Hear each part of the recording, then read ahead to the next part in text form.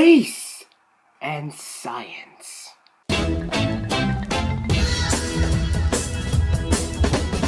Interstellar is a movie directed by Christopher Nolan, starring Matthew McConaughey, Anne Hathaway, Jessica Chastain, Michael Caine, and all a bunch of famous actors. And once again, one of the most anticipated movies of this year.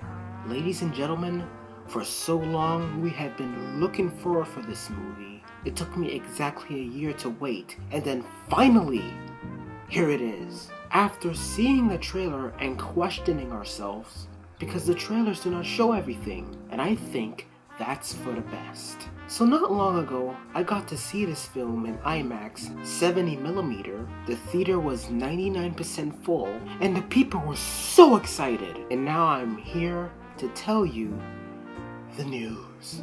Now guys, let me make everything nice and sparkling clear.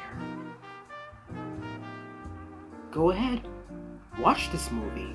The first obvious thing I want to talk about is the visuals. It is fantastic. So Interstellar is about Earth, which is now a piece of dog shit. There are dust storms everywhere, food is running out, and eventually people are going to die. They establish at least some of that in the movie, and it's kind of believable, at least in my opinion. So how the people of Earth is going to solve this problem? Well, send a bunch of people to space, along with McConaughey and Hathaway, and send them to another universe, find a wealthy planet, and come back saving the Earth. Now, like I've said before, the visuals, it is glorious. And space is fun, right? It is well shot, and if you are planning to see this in IMAX, you're gonna feel like that there are moments that you feel like your seat is floating into space, as long as you're paying attention, because of course that is the purpose of IMAX. The score to this movie is just awesome. I love it. When there are intense moments, the speakers go loud and your seats rumble. And not only that, a part of the score sounds so close to 2001: A Space Odyssey, with its theme music, and it's deja vu all over again. For a moment, I felt like I was somehow transported to 1968. Now the acting, it was incredible. Everyone was great. McConaughey did perfect in this role, and as you know, I assume, he has a daughter, and they both separate during the first half of the film. And they really miss each other, and there are tense moments that they communicate by sending videos, and you just believe their relationship. Everyone did great. Anne Hathaway, she was okay. This movie feels like some sort of reboot to 2001: A Space Odyssey, with its astronauts, solar system. We even got our robot in our film. And by the way, I just love the design. Okay, now that we got that covered, let's talk about the story. Guys, do you know anything about quantum mechanics? I don't.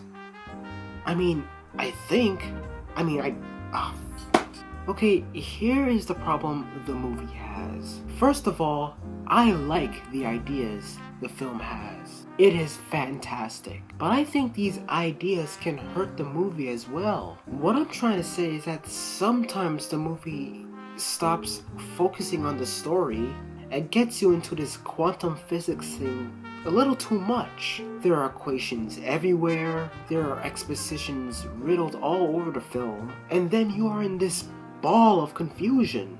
Now don't get me wrong, you can tell what's going on, but you are so confused that you feel like you should go on the internet and search for the summary of the film to understand it. And that is something that we should avoid. So apparently this is one of those movies that you really gotta pay attention. But unlike Inception, which is a bit complex too, this movie kinda did this in a wrong way, by being over-focused by these equations instead of being focused to the story.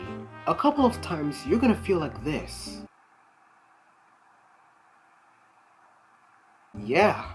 Then you're gonna wonder to yourself if you like Gravity or this film. The thing about Gravity is that it was just a simple story. Astronauts trapped in space. Objective? Get back to Earth.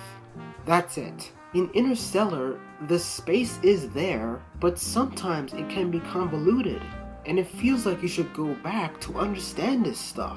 And also the parts where Matthew McConaughey gets launched into space is a little rushed. He finds this spaceship with scientists for the first time, then the very next day, he just leaves Earth. Just like that.